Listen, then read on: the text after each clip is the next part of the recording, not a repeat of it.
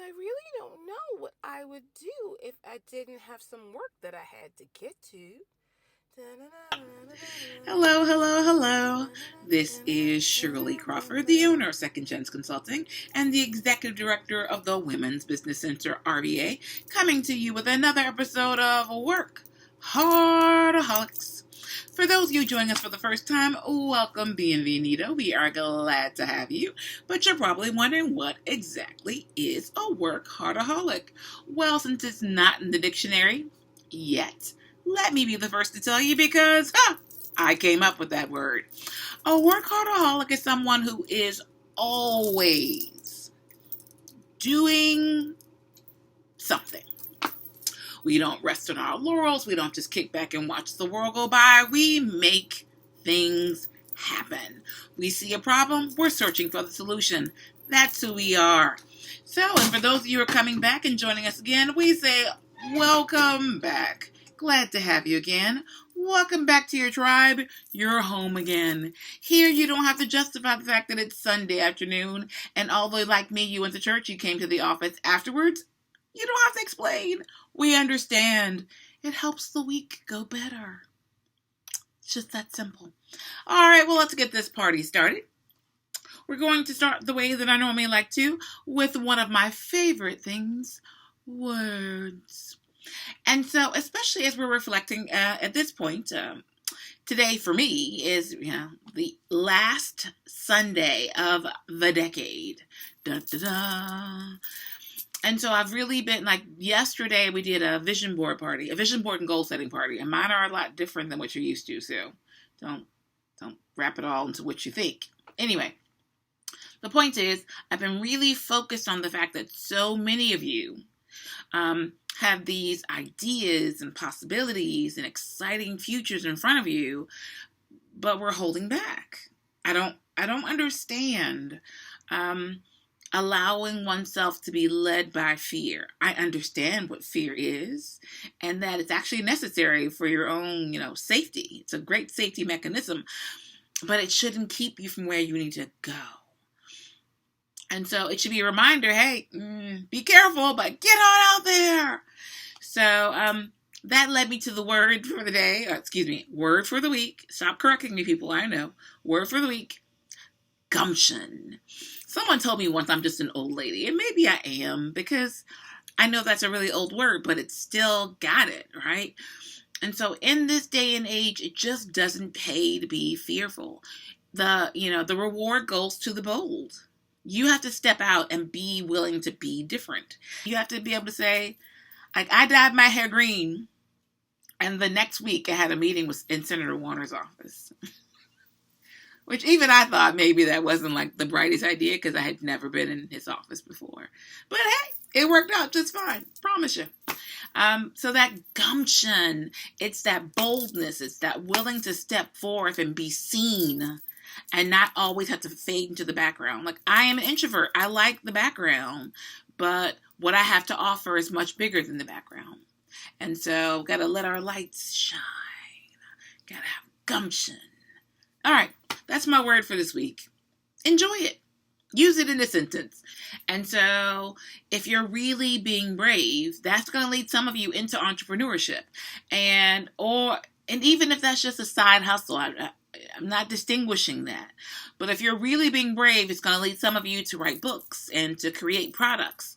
My mother, who's not with me this week, she's actually across the street at Kroger, which is where our offices are, across the street from the Kroger at Willow Lawn. So I dropped her off and came in here to party with you all. Yeah, that's my bracelet. And then I'll go grab her. So, but my mother, who was the original entrepreneur in my life, my mother and father had their own construction company when I was growing up. And we didn't get an allowance, we got a paycheck. So she went to the chiropractor and they gave her some of the CBD ointment. And so that made her want to go home and create her own concoction.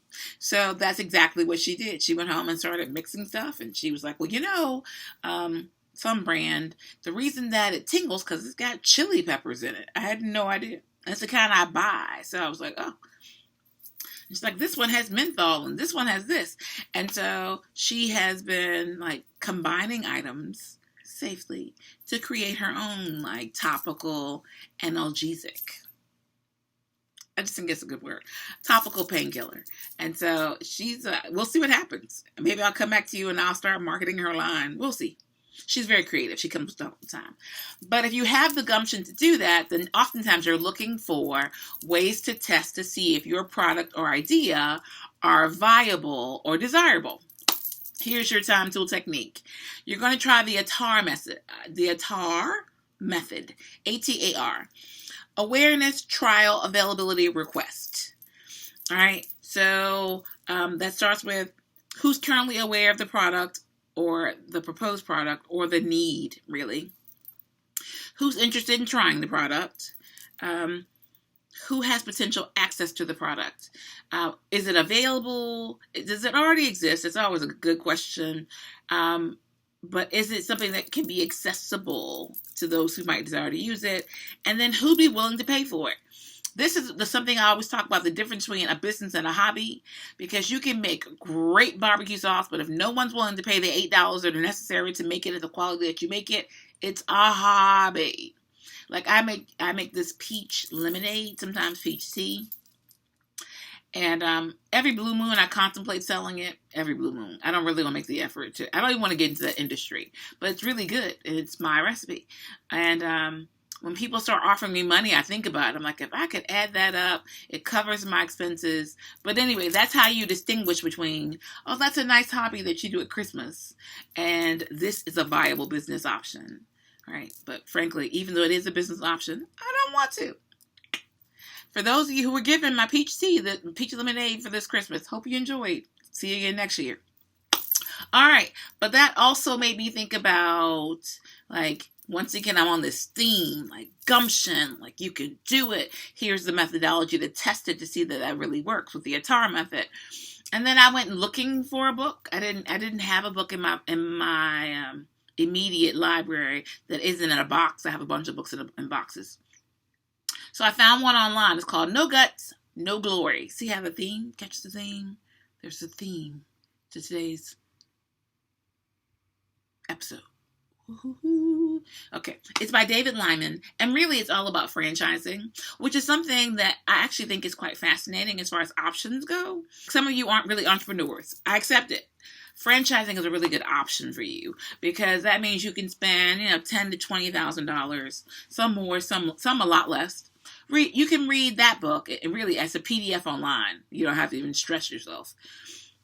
Come with some good information. Most cities will have a franchising conference weekend, so just be looking out for it.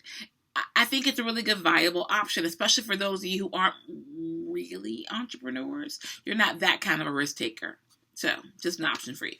Okay, on that note, talk about work hard, play harder.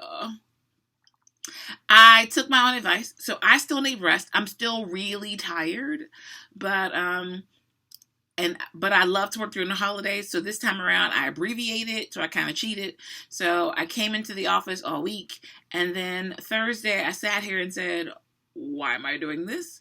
And so I made a reservation for Thursday night, left the office, did some errands for my mother, grabbed a bag, a very quick bag, went to the beach, and I came back Saturday morning because I had to be here because I had practice for our watch night service for New Year's Eve. For those who don't know what that is, we had a vision board party, which was 10 to 3, and that's really my abbreviated version. And then I ran errands for my mother. I had other work to do. I still had writing to do. I had to wash my hair. I had a long list of other things that I had to do. I had a long list. And now I'm back here again. Sunday. And of course, that was church and all kinds of other things, and taking care of my madre. So. But I did take time to stop and listen to the waves. And it made a big difference for me. I'm going to have to do it more frequently because I let far too much time lapse and I was far too busy. So, as I always say when we talk about work hard, play harder, I know that as WorkHardAholics, we get more done than the average bear. It's a given. But we also have to have balance so that we still have more to give the next day. Don't want you leaving this earth a little earlier than you're supposed to. So we're going to make sure we keep everything in balance. So, this was another episode of WorkHardAholics with the original WorkHardAholic, Shirley Crawford. And wishing you all the best and hoping that you enjoyed your holidays. And as I always say, live better, do better, be better, and happy entrepreneuring. Ta-ta! Because I really don't know what I would do if I didn't have some work that I had to get to. Da-da-da-da-da-da-da.